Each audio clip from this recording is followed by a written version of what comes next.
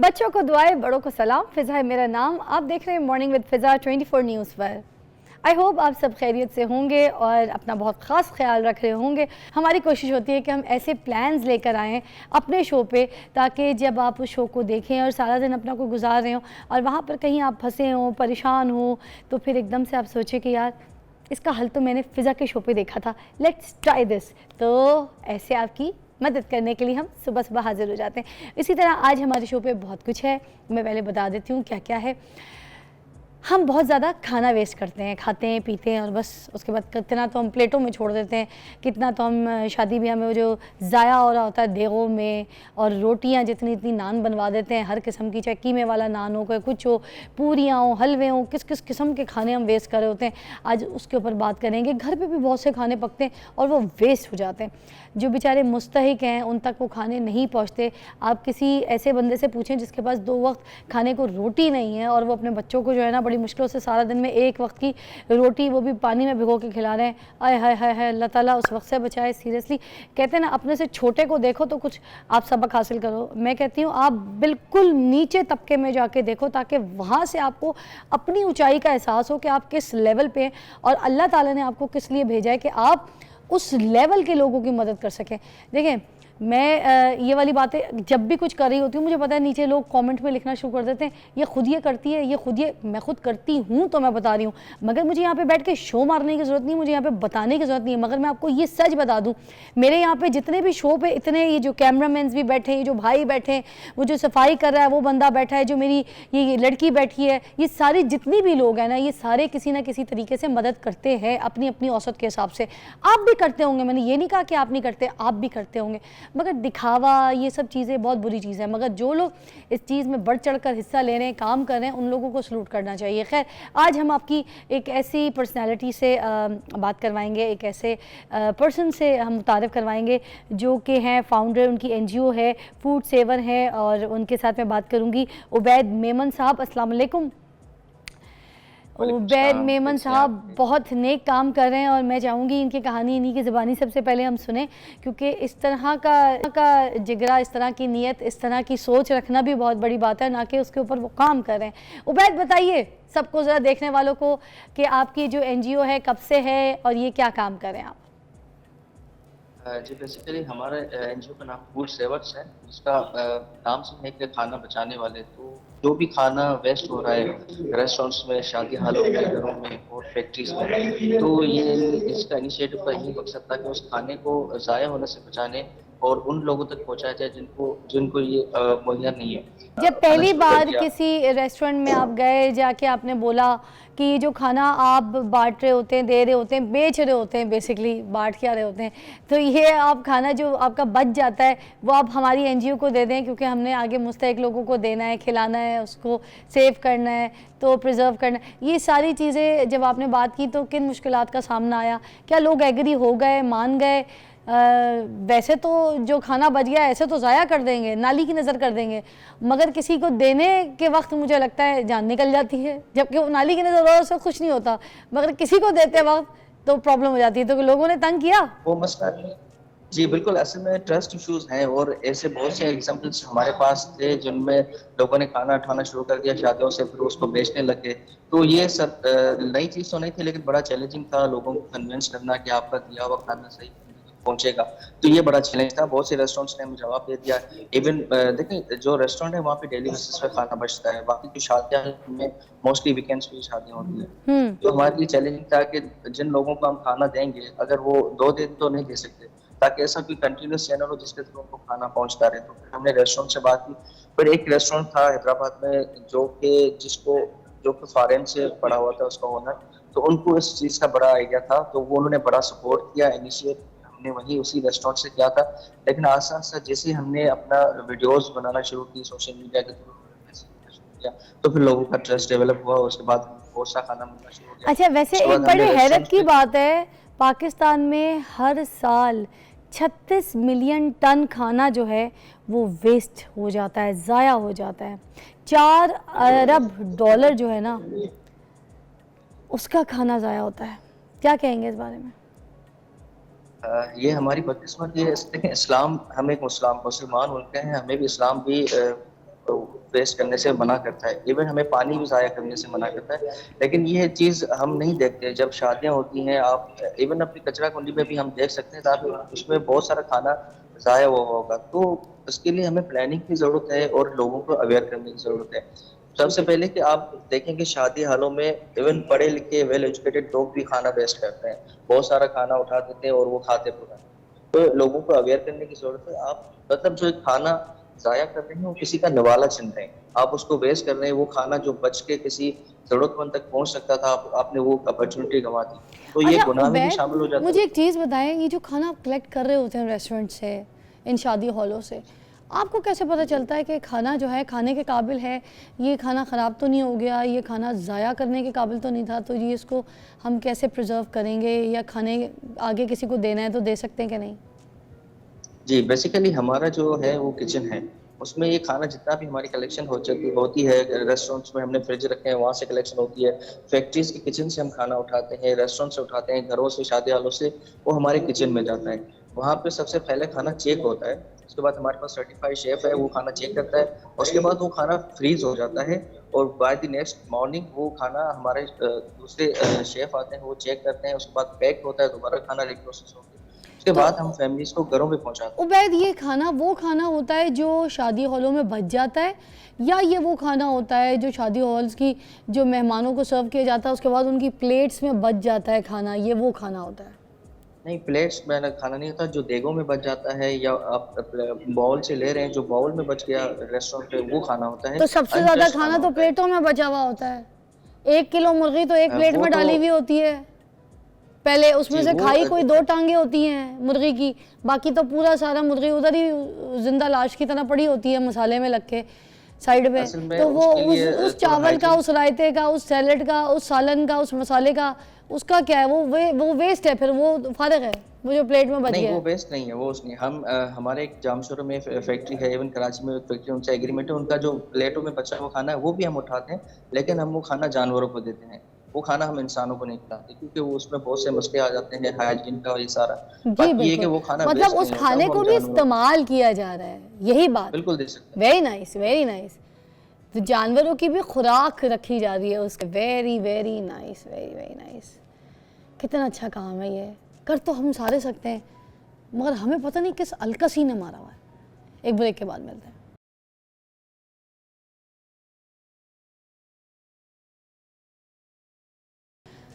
Welcome back, आप देख रहे हैं मॉर्निंग विद फिज़ा और हम बात कर रहे हैं उबैद से, जो कि फूड सेवर हैं। और फूड सेवर ऐसे है कि वो लोगों की शादियों के और जो इस तरह के कोई पार्टीज़ होती है, कोई फंक्शंस होते हैं, कोई बारात, इस तरह सारे जो शादी हॉल वगैरह से खाना इकट्ठा करके फिर उसको सेव करके फिर मुस्तहिक लोगों को आगे देते हैं। और जो शादी ब्याह के खानों की जो प्लेटों में भी खाना बच जाता है, बल्कि उन प्लेटों का खाना अलग पैक करके तो वो जानवरों में डालते हैं। बड़ी बात है। अच्छा जी, और बताइए अपने बारे में। तो ये जितना नुकसान हो रहा होता है, पहले मैं चाहूँगी कि ज़रा इस पे भी बात कर लें कि इतना जो वेस्ट किया जा रहा होता है खाना, ख़ास तौर पे शादी के जो घर के फंक्शंस होते हैं और ये शादी हॉल्स होती हैं। एक शादी हॉल के आप जब खाना ये लेकर आते हैं किसी एक शादी हॉल से, कितना कोई खाना होता है, उसमें कितने को बंदे खाना खा लेते हैं? ज़रा इतनी कोई आप क्वांटिटी बता दें, ज़रा देखने वाले को मैं कहती हूँ चौकन्ने हो जाए, समझ आए कि भाई देखें ये कितना वेस्ट हो रहा था, तो कितने लोग उसमें खा रहे हैं। जी बताइएगा। देखिए, अगर हम एवरेज निकालें ना, खाना वहाँ पे ज़ाया होता है जहाँ पे बल्क क्वांटिटी में बनता है। जैसे एक फैक्ट्री है जिसमें 1000 एम्प्लॉइज काम करते हैं, तो वो 1000 लोगों का खाना नहीं बनाते, 1100 का बनाते हैं, ताकि खाना कम ना पड़े। तो वो 100 लोगों का जो एक्स्ट्रा खाना बनाते हैं वो पूरे नहीं खा पाते, तो वो बच जाता है। शादी में भी यही सीन होता है कि अगर 100 लोगों का खाना बन रहा है, तो वो उसमें से 10 लोगों का खाना तो बच जाता है आराम से। तो अगर हम एवरेज निकालें, अगर हम 1000 लोगों का खाना बना रहे हैं, तो कम से कम 80 से 90 लोग का खाना वहीं से बच जाता है। तो मुझे तो वो हम एवरेज बताइएगा कि आप रोज़ का कितना कोई खाना कलेक्ट कर लेते हैं, कितने लोगों को खाना खिला देते हैं आप? जी, अभी हम हैदराबाद और कराची में ऑपरेशनल हैं। तो हैदराबाद में हम तकरीबन 5 साल हो गए हैं, अभी 6 ईयर चल रहा है। हम हैदराबाद में अभी 700 प्लस लोगों को डेली बेसिस पे खाना दे रहे हैं, और ये क्वांटिटी वीकेंड्स पे बढ़ जाती है, क्योंकि वीकेंड्स पे शादियां वगैरह ज़्यादा होती हैं, फंक्शंस होते हैं, तो हमें खाना ज़्यादा मिलता है। और ये बाकी अगर हम कितने कराची की शादी बात हॉल करें, से आप ये इकट्ठा करते हैं जो 700 लोगों को रोज़ खिलाते हैं? पूरे हैदराबाद में ये 50 प्लस शादी हॉल हैं और वहाँ पे रेस्टोरेंट्स हैं तकरीबन 20 प्लस है। वहाँ पे हमारे फ्रिजेस रखे हुए हैं, उन फ्रिजेस में लोग खाना छोड़ के जाते हैं। हाउसिंग सोसाइटीज हैं, उसमें हमने फ्रिज रखा हुआ है। लोगों के घरों में खाना बचता है तो वो सोसाइटी में फ्रिज रखा हुआ है, उसमें रखे जाते हैं। जो मॉल होते हैं उनकी फूड कोर्ट्स में हमने का वो फ्रिज रखा हुआ है। उसके अलावा हमारी फैक्ट्रीज से एग्रीमेंट है, अगर फैक्ट्री में किचन का एम्प्लॉइज का खाना बच जाता है वो भी हम उठाते हैं। तो जो भी रिसोर्स है खाना बचने की, खाना मिलने की, हम उसको यूटिलाइज करते हैं, उनसे वहां से खाना उठाते हैं। कराची में अभी हमें ये सिर्फ 4 से ये जो 5 आप महीने हुए अवैध हैं। खाना प्रिजर्व कर रहे होते हैं उसके क्या क्या तरीके हैं, किस तरह से प्रिजर्व करते हैं इन खानों को आप? खाना चेक हमारे होता है पास किचन है आपका, रेफ्रिजरेटर आपने है, बता दिया। प्रिजर्व करने के क्या क्या तरीके हैं? हमारे पास फ्रीजर्स हैं, उसमें खाना फ्रीज होता है, लेकिन वो डिपेंड करता है कि कौन सा खाना आपके पास आया है। अगर मीठा होता है तो उसकी क्वांटिटी, उसकी लाइफ कम होती है उसमें, तो हम ज्यादा कोशिश करते हैं उसको जल्दी से जल्दी कंज्यूम करवा दें। बाकी लिक्विड होता है या जो सॉलिड खाना आता है वो अलग अलग तरीके से प्रिजर्व होकर वहाँ पे फ्रीज होता है। अगले दिन वो खाना गर्म होके फिर पैक होके दोबारा उन फैमिलीज को जाता है। Check very nice. अच्छा, आखिरी में मैं चाहूँगी कोई मैसेज देना चाहें अगर आप देखने वालों को कि ये जो खाना वेस्ट कर रहे हैं, ये जो ज़ाया करते हैं इतना इतना बल्क में। अच्छा, क्या कोई अगर वन डिश वाला सिस्टम जो चलने का कहा भी था पहले हुकूमत ने, तो अगर ये वन डिश ही हो किसी भी पार्टी में, घर में, बर्थडेज़ में, तो क्या फिर निज़ाम थोड़ा बेहतर हो सकता है इस वन डिश से कि ज़ाया बेहतर कम हो हो? सकता है, लेकिन लोगों को लालच कम करनी पड़ेगी कि उतना ही प्लेट में लेना चाहिए जितना आप खा सकते हैं। आपको ज्यादा खाना है आप आस्ता आस्ता लें, लेकिन उसको पार्टीशंस में लें जितना आप खा सकते हैं, बजाय उसके आप बल्क में खाना लें। दूसरा मेरी ये रिक्वेस्ट है लोगों को कि देखें, आजकल जो महंगाई का दौर चल रहा है, आप लोगों से पूछे उनके हालात क्या है। लोगों के पास लोगों ने पूरा एक एक वक्त का खाना तर्क कर दिया खाना। बहुत से ऐसे लोग हैं हम जिनको जानते हैं जिनके पास खाने को नहीं है। अगर वो खाते हैं तो उनके पास इलाज के पैसे नहीं है, अगर इलाज के पैसे भी करवाते हैं तो फिर उसके बाद बच्चों को पढ़ाने के पैसे नहीं है। बहुत सी ऐसी चीजें जो मैनेज नहीं कर पाते। बेशक। तो उबैद, बहुत अगर बहुत आपके पास शुक्रिया खाना आपके है, टाइम का, आपने बहुत अच्छा समझाया। मेरी बहुत बेस्ट विशेस आपके साथ हैं। जितने आपको देखा सुना मैं कहती हूँ आपके लिए दुआएं हैं बहुत सारे लोगों की तरफ से। और आखिरी में मैं भी आपको ये बोलना चाहूँगी कि हम लोगों की आदत बन गई है, हम इस तरह के लोग हैं, जबकि बहैसियत मुसलमान हमें ऐसी हरकत नहीं करनी चाहिए, मगर हम हमेशा अपनी चादर देखकर पैर नहीं फैलाते, उसी तरह अपनी प्लेट देखकर खाना नहीं डालते। This is something very bad habit we are own, you know, we shouldn't do this. एक ब्रेक के बाद मिलते हैं।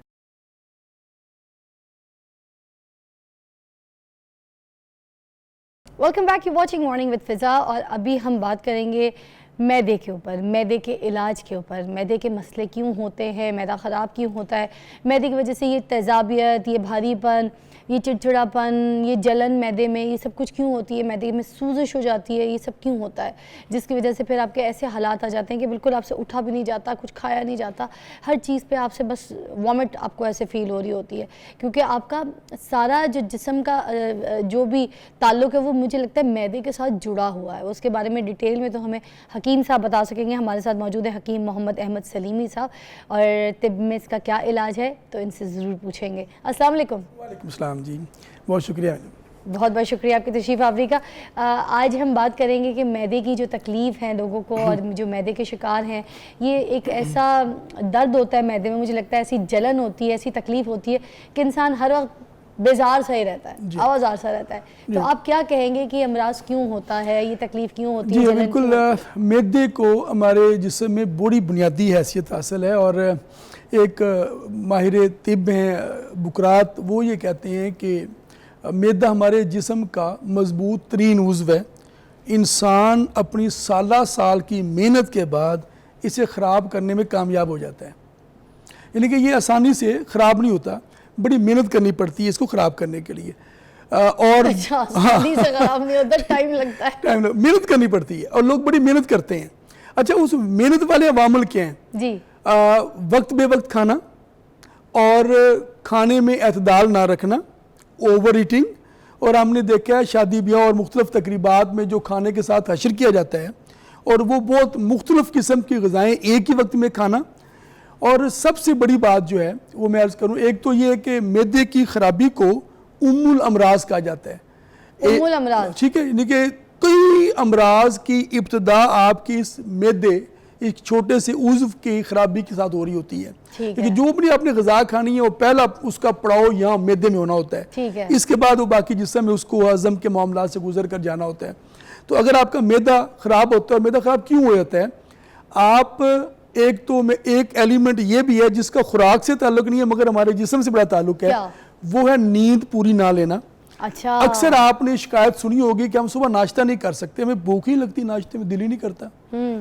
आप उनमें से 95% लोगों की हिस्ट्री चेक करेंगे तो रात को लेट खाना, लेट सोना और सुबह मजबूरी के तहत जल्दी उठना। ज़ाहिर है उन्होंने स्कूल जाना है, कॉलेज जाना है या ऑफिस जाना है, काम पे जाना है, तो सुबह जल्दी उठना पड़ता है। तो वो नींद का स्पैन बहुत कम हो गया, रात को लेट खाया, सुबह नाश्ते के लिए गुंजाइश ही नहीं बची उनके लिए, वो उनका दिल ही नहीं करता।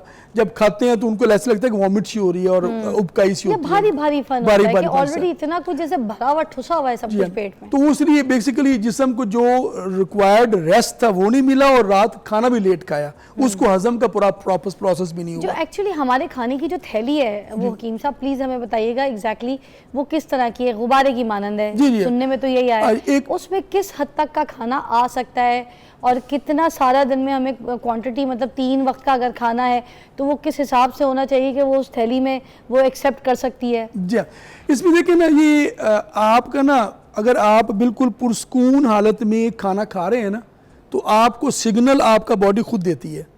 ठीक है ना, ये समझने की बात है। इसमें आप कितना खाना है इसका तयन, अगर आप पुरस्कून हालत में खाना खाते हैं ना तो नबी सल्लल्लाहु अलैहि वसल्लम ने इस हमारे जो मैदे को 3 हिस्सों में तकसीम करने का कहा है ना, कि एक हिस्से से आप खाने से भरें, एक से पानी से भरें और एक हवा के लिए, सांस के लिए छोड़ दें। अब ये क्या होगा, जब आपका उस सर्टन लिमिट पे ग़िज़ा पहुंचती है तो आपके दिमाग को मैसेज आता है कि बस कर दें। ये मैसेज सुनना बड़ा ज़रूरी है। अच्छा, हमारे ये मैसेज खराब हो गया हमें। अब वो मैसेज ऐसा खराब हो गया जब खाना ज्यादा ओवर ईटिंग हो जाती है तो सबसे पहले आपकी बात सही है कि सांस भारी हो जाती है, क्योंकि हवा की जगह तो छोड़ी नहीं होती, दूसरा हिस्सा फारिग कर देते हैं। आप अनईजी होना शुरू हो जाते हैं। जैसे ही आपने एक लुकमा ज्यादा लिया नहीं, आप खुद अनईजी हो जाते हैं। सही कह रहे हैं। तो ये मैसेज समझना बॉडी का बहुत जरूरी है। और जिन लोगों को जरा खाते हुए कुछ सोचे कुछ और हैं और कोई अजीब किस्म के वो मुतफक्करात में पड़े हुए हैं तो उनको वो मैसेज पहचान ही नहीं पाते। तो एक तो ये है कि खाना खाते हुए बिल्कुल तफक्कुरात से, परेशानियों से आज़ाद होकर अल्लाह का शुक्र अदा करें कि उसने आपको खाने की नेमत से सरफराज किया। तो लोग कहते हैं ना इसकी तो कुछ बच्चे ज़्यादा ओवर ईटिंग करते हैं तो लोग कहते हैं इसकी तो आंतें ही फट गई हैं, इसकी कोई डाइट ही नहीं है प्रॉपर। हाँ जी, देखिए वो ये तो अज़राए तफन्नुन या उसमें बात की जाती है। बात ये है कि और जो आजकल खुराक है बच्चों की, सलांटी, चिप्स और इस तरह की बर्गर, शवारमा और फिर कोल्ड ड्रिंक्स का इस्तेमाल। अच्छा, कोल्ड ड्रिंक्स जितने भी हैं, ये जो कार्बोनेटेड ड्रिंक्स हैं, ये आपकी भूख को बढ़ाती हैं। ठीक है ना, भूख को बढ़ाना मसला, उसकी वजह से आपकी अर्ज पैदा होती है और खाने की। ठीक है ना, बेसिकली ये झूठी अर्ज होती है, झूठी ख्वाहिश होती है, ये नहीं होनी चाहिए, ये नहीं होनी चाहिए। ठीक है ना, और फिर छोटी उम्र में ये कार्बोनेटेड ड्रिंक्स का तो ये जहर है। कई बड़े जो यूरोपियन कंट्रीज़ में टीन एज तक ये कार्बोनेटेड ड्रिंक्स का इस्तेमाल मना है। उसकी वजह यह है कि उसकी पीएच बहुत ज़्यादा तेज़ाबियत वाली होती है और इसके इस्तेमाल से जिस्म के अंदर तेज़ाब बढ़ना शुरू हो जाता है। इसी तरह जंक फूड के अंदर जो नमकियात और केमिकल यूज़ किए जाते हैं वो हमारे हाजमे को ख़राब करते हैं। तो दूसरी एक टर्म मैं अर्ज़ करना चाहूँगा रिफाइंड फूड्स की। जैसे जैसे अर्बनाइजेशन हुई है, शहरी ज़िंदगी में इजाफा हुआ है, तो हमारी खुराक रिफाइंड होती गई। हम जो गंदम की पूरे छान वाली रोटी खाया करते थे, अब वो मैदे वाली रोटी पे कन्वर्ट हो गई। ब्रेड जो हम बेकरी से लेकर ब्रेड यूज़ करते हैं वो मैदे की है। फिर बिस्किट्स या जितनी भी चीज़ें हैं बेकरी की, वो सारी की सारी मैदे की बनी हुई हैं। और फिर रिफाइंड, फिर चावल में भी हम इतना धो लेते हैं कि उसकी पॉलिश उतर जाती है और वो उसके अंदर जो एक विटामिन्स होते हैं वो ख़त्म हो जाते हैं। तो जितनी जैसे जैसे रिफाइंड फूड होती गई, अच्छा, हम जितनी डाइट लेते हैं, हम जो कुछ खा रहे होते हैं वो है इजनास के ऊपर। तो इजनास कम करना है या फिर इसकी मिकदार को ठीक बराबर रख सकते हैं? देखिए 6 बुनियादी चीज़ें हैं। प्रोटीन है आपकी, कार्बोहाइड्रेट्स है आपके, विटामिन्स हैं, मिनरल्स हैं, पानी है और ये और फैट है। ये 6 की 6 चीज़ें आपको चाहिए डेली। ठीक है ना। और हर चीज़ का एक देखिए, जो प्रोटीन है, गोश्त है, आपको हफ्ते में 70 ग्राम चाहिए, 100 ग्राम डेली। अगर आप डेली वो आधा किलो खा जाते हैं तो ये आप गलत कर रहे हैं। इसी तरह जो कार्बोहाइड्रेट्स है, आपकी खुराक का बहुत बड़ा हिस्सा कार्बोहाइड्रेट्स पर होता है। रोटी और इस तरह की चीज़ें जो अजनास पर मबनी है, सारी कार्बोज हैं। अभी तहकीकात से और स्टडीज से ये बात सामने आ रही है कि कार्बोज पर मबनी ग़िज़ाएँ ज़्यादा खाने से मोटापा बढ़ रहा है, शुगर का मसला बढ़ रहा है। तो वो भी एक लिमिट में होनी चाहिए। आपके जो वाइटामिन्स का सोर्स है वो आपके फल हैं, जो मिनरल का बहुत ज़्यादा सोर्स है वो आपकी सब्जियाँ हैं, उसमें भी फाइबर भी होता है, सब्जियों के अंदर भी, फल के अंदर भी फाइबर होता है। तो ये सारी चीज़ें इस्तेमाल करनी चाहिए। अब लोग मोस्टली ये करते हैं ना कि जूस बना के पी लेते हैं, तो उसका जो छिलका है, चाहे सेब हो या कोई और ऐसे जो फल होते हैं जिनको आप ग्राइंड करके आराम से तरीके से उसको पी सकते हैं, नो स्लश बना के पी सकते हैं, तो लोग जब सिर्फ उसका जूस पी लेते हैं तो फिर उसमें जो वो सारा फाइबर है वो तो निकल जाता है, फिर वो शुगर भी पैदा करता है बॉडी के अंदर और बाकी ऐसे। बिल्कुल, बड़ा अच्छा पॉइंट, एसिडिटी भी होती है मुझे लगता है बड़ा अच्छा sometimes पॉइंट। जी, उसके अंदर एसिड्स होते हैं ना ऑलरेडी, और उसको कुदरत ने बैलेंस करने के लिए साथ फाइबर रखा होता है। जब आप सेब खा रहे हैं ना, तो सेब के अंदर एक मैलिक एसिड है, एक और 2-3 किस्म के एसिड्स पाए जाते हैं। सेब साथ ही उसके फाइबर भी है जो उसको मैनेज कर रहे हैं। अल्लाह ताला ने हर चीज़ का बैलेंस कर दिया है।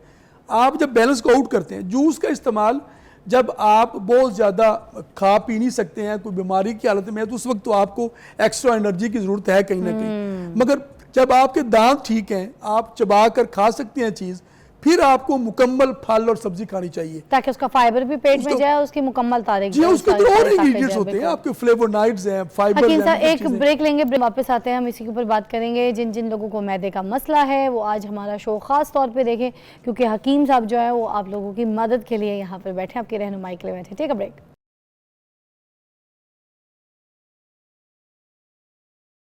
Welcome back. आप देख रहे हैं मॉर्निंग विद फिज़ा और हमारे साथ यहाँ पे हमारे मौजूद मेहमान हकीम साहब तशरीफ़ फरमा है, मोहम्मद अहमद सलीमी, और ये आपको तिब्बी इलाज भी बता रहे हैं कि किस तरीके से जिन लोगों को मैदे का तकलीफ़ है, शिकायत है, तो वो अपना कैसे घर पे इलाज कर सकते हैं और किस तरह अपने आप को ट्रीट कर सकते हैं, कौन कौन सी ग़िज़ाएँ उनके लिए बेस्ट हैं और किन चीज़ों को उनको नहीं छूना चाहिए।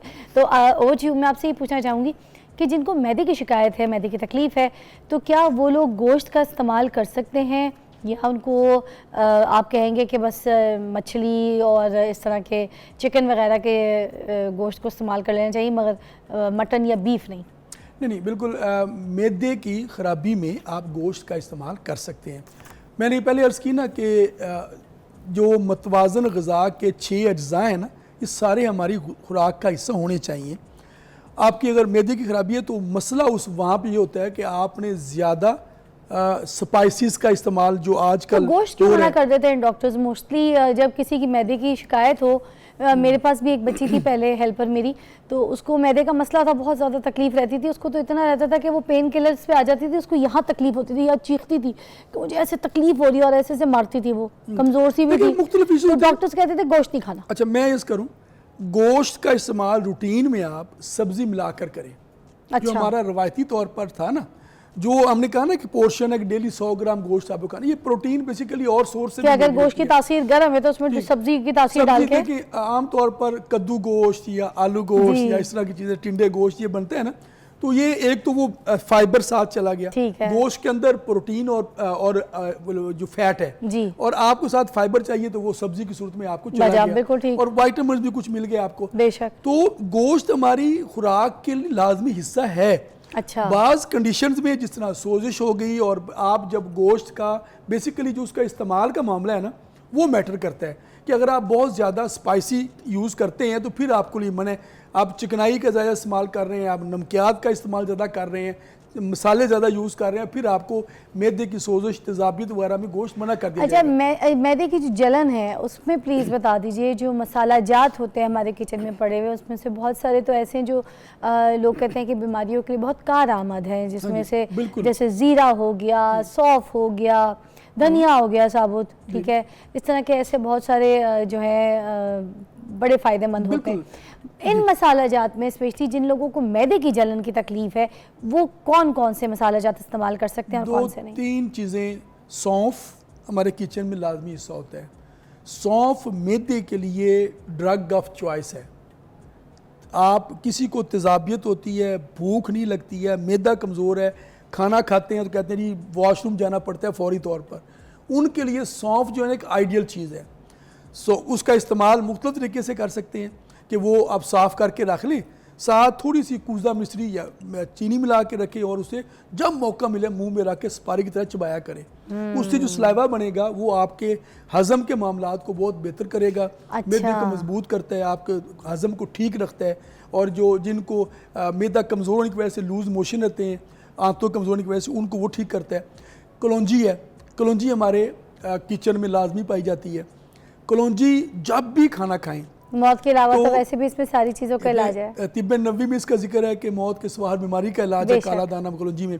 तो आपके जिस तरह हम नमक दाई रखते हैं ना किचन में अपने टेबल पे, डाइनिंग टेबल पे, मेरे मशवरा ये है कि एक डब्बी में कलौंजी भी डाल के रखनी चाहिए। ठीक है। अब नमक की जगह पे एक चुटकी कलौंजी मिलाया करें अपने सालन में, ये बेहतरीन चीज है। ठीक है। कलौंजी आपके एक चुटकी मतलब 7 दाने हो गए। हाँ बस एक चुटकी, लेकिन ना वो हम इसमें डाल देते हैं, लोग वो कॉम्प्लिकेशन। ये नहीं कि चम्मच पे चम्मच शुरू हो जाए, क्योंकि उसकी भी तासीर बड़ी गर्म होती है कलौंजी की। तो ये चुटकी वाला हिसाब बहुत आपने सही बताया। आज के लोग पता नहीं क्यों इस चुटकी की मिकदार से भाग गए, जबकि जो सही लोग हैं ना, जो सही बात करते हैं, जो सही दवाई बताते हैं, वो हमेशा इसी के बारे में बताते हैं कि आपने एक चुटकी ये खाना है, एक चुटकी का हिसाब बताते हैं। और वो उसमें चंद दाने ही आएंगे ना, बेशक, तो वो 2-3 ऊपर नीचे हो तो ये ऑर्गेनिक का मसला होता है कि मैनेज हो जाती है चीज़ें। बेसिकली गलती कहाँ होती है कि जब हम एक्सेस की तरफ जाते हैं, जब ये पढ़ते हैं कि इसका फायदा, तो फिर अंधाधुंध शुरू कर देते हैं, वो गलत है। ठीक है। तीसरी चीज़ है धनिया, खुश्क धनिया भी किचन में होता है। ठीक है, ठीक है, ये बड़ी फायदेमंद चीज़ है। हल्दी होती है हमारे किचन में, ये उसका हल्दी का पाउडर बड़ी फायदेमंद चीज़ है। इलायची होती है, ठीक है ना। ये 2-3-4 चीज़ें मैंने बताई हैं, ये सारी मैदे के लिए बहुत हकीम साहब, मेरी अम्मी ना, क्योंकि बड़ा उनके पास इस चीज़ का इल्म भी था, तो हमारी अम्मी बचपन से, हम सारे बच्चों को, 8 बच्चे थे, तो हम सबको ये चीज़ पिलाया करती थी। तो मैं तो अभी तक पीती हूँ, मेरी 9 साल की बच्ची है, वो भी अभी तक पीती है। आप भी बताइएगा मुझे इसमें कितना फ़ायदा है जो मैं पी रही हूँ। उसमें यह है कि कुछ भी हो जाए, हम रोज़ में अपने जो है ना एक जार बना के रख लेते हैं, जिसमें पानी, पुदीना, डंडियाँ हटा के, डंडियाँ नहीं, पुदीना, उसके पत्ते, छोटी इलायची के दाने और बड़ी इलायची जो है ना उसको तोड़ के उसके दाने, तो उसका, और थोड़ी सी सौंफ, उसका अर्क निकाल के, तो फिर जैसे 2 गिलास है, जब वो 1 गिलास रह जाए, या फिर 4 गिलास है तो 2 गिलास रह जाए, हल्की आंच पे पका के उसका अर्क, तो उसको अच्छी तरीके से छान के, तो फिर हम उस पानी को इस्तेमाल करते हैं सारा दिन। और जैसे मेरी बेटी जब पैदा हुई थी, तो हमने उसको ये निग्रे वाटर और ऐसे दूसरी चीज़ें होती हैं हज़म के लिए, जो बच्चों को बर्प के लिए, तो हमने कभी पिलाए नहीं, हम यही पिलाते थे। तो उसमें थोड़ा सा शहद डाल के तो बच्ची को पिला देते, तो वो बिल्कुल ऐसा जैसे वो ग्रे वाटर समझकर बर्प आता था। आप नहीं तो ग्रे वाटर ही दे रहे हैं। अच्छा, ये ग्रे वाटर ही है? ग्रे वाटर ही है। अच्छा, ये मतलब आप जाने अनजाने में ग्रे वाटर ही दे रहे हैं। अच्छा, इसको पीते ही एकदम से एक तो हजम हो जाता है सब कुछ, बर्ब आ जाता है फौरन। बेहतरीन चीज है, डाइजेस्टिव है ये। अच्छा, आपके जो गैस वगैरह बनती है, तब बच्चों में खास तौर पर जो दूध पीने वाले बच्चों में पेट फारा फारा रहता है, उसके लिए बेहतरीन चीज है। जो बच्चे, जो छोटी उम्र में बच्चे दूध फेंकते हैं, उनके लिए बड़ी फायदेमंद चीज है। ये हाजमे को ठीक करता है। बड़ों के लिए भी ये बेसिक अर्क नहीं है, ये इसका बेसिकली कहवा या जुशांदा कहेंगे इसको। जी, एक्चुअली इसका कहवा यही है जी। अर्क तो एक डिस्टिलेटर के जरिए प्रोसेस होता है प्रॉपर। जी जी जी। तो ये आप जो जिस तरह हम कहवा बनाते हैं, पानी में सारी चीजें भिगोई और उसको बॉयल किया और छान के रख लिया, हाँ। तो ये बेहतरीन चीज है। अच्छा, ये करना चाहिए, इसका कोई नुकसान नहीं है। ठीक है। ये अच्छा, मुझे तो इसको जब मैं पीती हूँ रोज ही, क्योंकि कभी मुझे नहीं लगता हार्डली कोई 2-3 दिन ऐसे नागा हो जाए अगर बहुत ऐसी हेक्टिक रूटीन हो, वरना हमारे घर में जो हमारी बाजी हैं वो बना के तो बोतल में मुझे भर के दे देती हैं, या फिर मैं सुबह सुबह पी लेती हूँ, फिर घर जाके पी लेती हूँ, फिर शाम में भी बना के फराल भी पीती है। तो इसमें एक चीज़ मैंने देखा कि स्किन बहुत ग्लो हो जाती है, आपके बड़ा फ्रेश फील करते हैं। सबसे बड़ी बात बर्ब आता है, ये मैं इसलिए बता रही थी कि मेरा आजमूदा है और आपने इसको रेकमेंड भी कर दिया, तो ट्राई करके देखें, ये बहुत ज़्यादा आप एकदम से फील करेंगे हल्के हो गए खाया पिया। पुदीना इसके अंदर है जो बेहतरीन एंटी एमिटिक है, जो मैदे के लिए वॉमिट होती है, जिनको उबकाई आती है। कहते हैं हम बाज लोगों को हमने ये देखा होगा कि कहते हैं ब्रश करते हुए में उबकाई हो जाती है, वॉमिट हो जाती है, उनमें ये मैदे की प्रॉब्लम होती है, वो डाइजेशन का शिकार होते हैं। बस ये मैदे के जितने मरीज हैं वो ये इस्तेमाल कर सकते हैं। ये कर सकते हैं, ये कर सकते हैं, ठीक है ना। बड़ी बेहतरीन चीज़ है। पुदीना मैदे के लिए बड़ा अच्छा है, सौंफ बड़ा अच्छा है, धनिया बड़ी अच्छी है, इलायची बता खुद दोनों इलायची, छोटी बड़ी इलायची बड़ी फ़ायदेमंद चीज़ है। ठीक है, एक आखिरी जल्दी सवाल करूंगी, टाइम का कोई ख़त्म हो गया, कि क्या गुड़ वगैरह लोग बहुत शौक से खाते हैं, हर बार जब खाना देखते हैं तो उसके बाद उनको मीठा खाने की क्रेविंग होती है तो गुड़ रख लेते हैं, तो जिन लोगों को मैदे की तकलीफें हैं, जलन है, सूजन से, क्या वो ये इस तरह से गुड़ या किसी मीठे का इस्तेमाल कर सकते हैं? बिल्कुल कर सकते हैं गुड़ का इस्तेमाल, मगर थोड़ी मिकदार में। अच्छा, मिकदार हौली रखनी असल में खराबी ये होती है कि आप ना, वो कहते हैं पंजाबी अन्नी पाते हैं, वो नहीं, थोड़ी सी छोटी सी डली लें, वो आप खाने के बाद खाएं तो आप खाना हजम कर देगा। अच्छा, आज में फ़ायदेमंद होगा इसमें। ठीक हो गया। थैंक यू सो मच हकीम साहब, बहुत आपने हमारी हेल्प की, हमारी रहनुमाई की, देखने वालों को भी बहुत कुछ सीखने का मौका मिला। अपना घर में आप अपनी फ़र्स्ट एड भी कर सकते हैं अगर आपको बहुत तकलीफ़ है, और अपनी डाइट को कैसे कंट्रोल कर सकते हैं, ख़ास तौर पे अगर आप मैदे की तकलीफ़ का शिकार हैं तो प्लीज़ अपना ख्याल रखिए, बहुत ज़्यादा ख्याल रखिए। आप सही रहेंगे तो आपके ख़ानदान वालों को आप देख सकेंगे, उनका ख्याल रख सकेंगे। Take a break.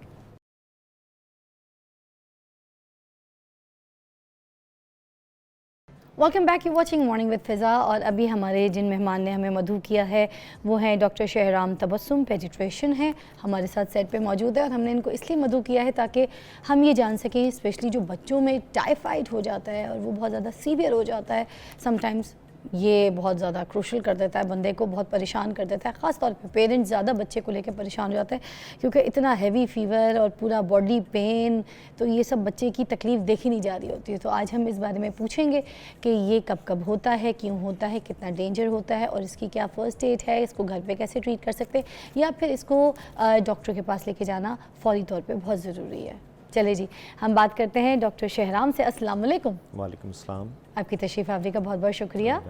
तो सबसे पहले तो आप मुझे बता दीजिए कि ये जो टाइफाइड होता है, क्यों होता है, इसके अलामात क्या क्या होते हैं डॉक्टर साहब? बेसिकली जो टाइफाइड है ना, ये आंतड़ियों की बीमारी आम हमारे माशरे में, सोसाइटी में ये है कि जी बीमारी आंतड़ियों की है, जिससे फ़ीवर हो जाता है।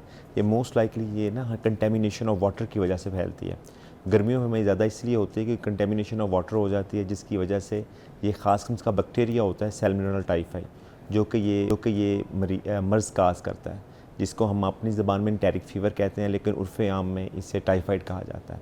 इसकी जो अलामात हैं उसमें हाई ग्रेड फ़ीवर सबसे पहले है। उसके अलावा बच्चों को पेट दर्द होना, वॉमिटिंग होनी, लूज़ स्टूल्स आना, पखाने लग जाना, इस तरह की चीज़ें होती हैं बच्चों में। लेकिन इसका जो सबसे ज़्यादा मसला ये है कि इसकी रेजिस्टेंस बहुत ज़्यादा होती चली जा रही है। रेजिस्टेंस से मुराद ये है कि हम इसकी जो दवाइयाँ स्टार्ट करवाते हैं बच्चों को ट्रीटमेंट के लिए, उसकी रेजिस्टेंस है, उसका दवाइयों का असर ख़त्म होता चला जा रहा है। एक दवाई देते हैं उसका असर नहीं होता, दूसरी दवाई देते हैं उसका असर नहीं होता, तीसरी दवाई पर हमें देनी पड़ती है और बाज़ औक़ात कम्बिनेशन में देनी पड़ती है, जिसकी वजह से it's better to prevent it rather than treat it. तो डॉक्टर साहब इसका पता कैसे चलता है कि इस बच्चे को जो है टाइफाइड हो गया? घर में पहले तो वो जो फर्स्ट एड है या भी जो चेक है वो हम कैसे कर सकते हैं, जैसे ही हमें पता चले कि बच्चे को टाइफाइड है या नहीं है, इसको देखने के लिए? देखें, ये तो क्लिनिकल सिम्टम्स होते हैं, कुछ निशानियाँ होती हैं, कुछ अलामात होती हैं। कौन कौन सी? जो कि जिसमें हाई ग्रेड फ़ीवर होता है, ठीक है। अगर बच्चे को बुखार नहीं उतर रहा, बहुत हाई ग्रेड फ़ीवर है, तेज़ बुखार हो रहा है, जिसमें कितने दिन तक? 3 दिन तक। 3 दिन तक ये घर में चेक करने के? अगर बहुत तेज़ मतलब 103 नहीं, 101 से अबव, 101 अबव से हो। बेसिकली इसका जो बुखार का पैटर्न होता है ना, इसे हम जो है कहते हैं स्टेप लैडर पैटर्न। अच्छा। इसका ये नहीं होता कि जी बुखार जो होता है ये एक ही दफ़ा हो गया और हाई ग्रेड है। बाज़ का ये होता है कि स्टेप वाइज चलता है, पहले लो ग्रेड होता है, फिर हाई ग्रेड होता है, फिर बहुत ज़्यादा हाई ग्रेड हो जाता है, ठीक है। और ये कंटिन्यूस रहता है। कंटिन्यूस से मुराद ये होता है कि ये बुखार टूटता नहीं है अनटिल एंड अनलेस कोई दवाइयाँ ना दी जाएँ, ठीक है। तो इस वजह से इसको स्टेप लैडर पैटर्न कहते हैं। हाई ग्रेड फीवर होता है, पेट में दर्द, इसके साथ जो एसोसिएटेड सिम्टम्स होते हैं। ये पेट में दर्द वाले अलामात भी हैं? पेट में दर्द है, दिल ख़राब होना है, बॉडी पेन, बॉडी पेन्स होती हैं। बॉडी पेन्स तो देखें ये बुखार के साथ हर बुखार के साथ होता है, जिस्म टूटता ही है, भूख का कम लगना होता है। लेकिन जो मेन सिम्टम्स आती हैं ना इसकी, वो वॉमिटिंग के साथ है, लूज मोशंस के साथ है, पेट दर्द है और बुखार का इवन यूज़ ऑफ एंटीबायोटिक्स, फिर भी बुखार नहीं टूटता, ठीक है, कि जो इसकी रेजिस्टेंस है, जिसका मैं आपको पहले बताया, ठीक है। तो इसलिए फिर हम जब ये सस्पेक्ट करते हैं तो फिर फ़ौरन, अगर बुखार ना टूट रहा हो, बच्चे की तबीयत ठीक ना हो रही हो, तो फ़ौरन डॉक्टर के पास जाना चाहिए। और ना इसकी जो मसले मसाइल इसके इसलिए भी ज़्यादा होते हैं कि ये ऐसी बैक्टीरिया है या जरासीम है जो जिस्म के हर हिस्से पे असर करता है। तो ये वैसे आपने बताया कि पानी में गंदा पानी भी? बेसिकली जो हमारा पानी जो हम आम यूज़ करते हैं ना जी, वो भी हमें पता नहीं है कि हम सही पी रहे हैं या नहीं पी रहे। जिसको हम मिनरल पानी कहते हैं। अच्छा। ठीक है, आप आपने स्टडीज़ आपने देखी होंगी कई, यहाँ पे हमारे लोकल PCSIR वालों ने की हैं, कईयों ने की है कि जी हम जो मिनरल वाटर भी लेते हैं उनके भी सैंपल्स चेक किए हैं, वो भी नहीं सही होते। तो क्या ये फिल्टर का जो पानी है, फिल्ट्रेशन वाला पानी, जो ये टंकियां बड़ी बड़ी लगाई होती हैं वहाँ से फिल्टर का पानी भर, बहुत से लोग कहते हैं कि फिल्टर का पानी is far better than the mineral water, is that right? कौन सा पानी इस्तेमाल करें, ये फिल्ट्रेशन वाला जो फिल्टर प्लांट लगाए हुए होते हैं, जैसे DHA में भी और भी बहुत सारी जगहों पे लगे हुए होते हैं सोसाइटीज़ में, तो उधर से जो कैन्स में पानी साफ धो के भर के लाते हैं, वो सही है क्या पानी, वो पी सकते हैं? वो पानी बेहतर है जो घर में जो टैप वाटर से, क्योंकि वो हमारे जो है ना वो जिस तरह मैंने कंटेमिनेशन, लेकिन वो बेहतर है फिल्टर पानी। लेकिन कोशिश ये करें मिनरल वाटर से बेहतर है ये फिल्टर वाला पानी? ये तो मैं नहीं कह सकता कि मिनरल वाटर से बेहतर है, लेकिन आप जो भी पानी इस्तेमाल करें आप बॉयल करके यूज़ करें। अच्छा, वो बेहतर है। ठीक है, चाहे आप मिनरल वाटर है या चाहे वो दूसरा फिल्टर का, दोनों को एक बार घर में उबालें ज़रूर। अच्छा, उबाल के फिर उसके बाद उसके जो ऊपर एक झिल्ली आ जाती है, एक बारीक सी झिल्ली, मतलब उसको आप रिमूव कर दें, उसको फिर रिमूव छान, मतलब उसको भी मजीद छान लें। मतलब उसको अलग कर सकते हैं आप। अच्छा, अलग कर सकते हैं, वरना किसी साफ मलमल के कपड़े से पानी को अलग से पतीले में भी छान सकते हैं, फिर उसको कूलर में डाल लें, इस तरह से इस्तेमाल कर लें। जी बिल्कुल, right, okay, this is the right way. हाँ जी, और ना ये एक तो पानी है, दूसरा हमारे कुकिंग जो मेयर्स हैं, हम रॉ फूड ना लें, अच्छी तरह चीज़ें कुक करें, ठीक है, ताकि उसकी जो है चीज़ें ख़त्म हो, और वो क्या कहते हैं जो जरासीम वगैरह या पानी में या कोई सब्जियों में जो आ गए हैं वो उसको क्लियर किया जा सके। अच्छा, ये जो लोग होते हैं सब्जियां लाते हैं बाजार से, तो ऐसे ही फ्रिज में डाला ढस, जी, ठीक है, ये गोभी, गाजर, कोई भी फल, टमाटर कुछ भी लाया, फ्रिज खोला, ढस टोकरी अंदर भर दी। जी। क्या ये सही तरीका है, या ये तरीका होना चाहिए कि पहले उसको अच्छे साफ पानी में से निकालें, उसको अच्छे टॉवल से खुश करें, उसको हवा लगाएं, फिर उसको फ्रीज करें? देखिए, आइडियली तो यही अच्छा होना चाहिए, लेकिन क्या कहते हैं अगर फिर भी आप चाहते हैं तो जब आप इसको बस पकाते हैं तो उसको अच्छी तरह धो के यूज़ करें। पहले तो उसको साफ पानी से धोएं, और उसको जब कुक करें ना तो फिर अच्छे टेम्परेचर में मुकम्मल तौर पे इसको तैयार करें। अच्छा, ना कि आप उसको कहते हैं ना कि जो हाफ कुक्ड होती हैं चीज़ें, हाफ कुक चीज़ें, हाँ जी, वो चीज़ें भी आप अवॉइड करें इस चीज़ों से। अच्छा, हाँ जी, that can be the reason for typhoid. अच्छा, अब ये जो हम कहते हैं ना चिकन, बड़ा आजकल वो वाला आ गया फार्मी चिकन, और ये चिकन, इस तरह के जो स्टीरॉइड्स वाले चिकन वगैरह चीज़ें आ गई हैं, इसकी वजह से भी बहुत सेहत में बच्चों को प्रॉब्लम्स होती हैं, उनकी सेहत नहीं बन रही, हाइट नहीं बन रही, ग़िज़ा नहीं सही मिल रही, तो क्या ये चिकन्स भी कॉज करते हैं इस तरह के बीमारियों के लिए, और बच्चों के बुखार के लिए, टाइफाइड्स वगैरह के लिए? देखें, जो ये तो फिर और डिस्कशन है कि जो इसकी स्टीरॉइड यूज़ वाले जो हैं चिकन हैं, मगर हम जो बाजार से लाते हैं हमें तो नहीं पता ना आपके वो स्टीरॉइड्स वाले क्या, तो क्या ये सेफ है ये सारी चीज़ें बच्चों को खिलाना? हम तो ज़्यादा खिला रहे होते हैं, चिकन खाओ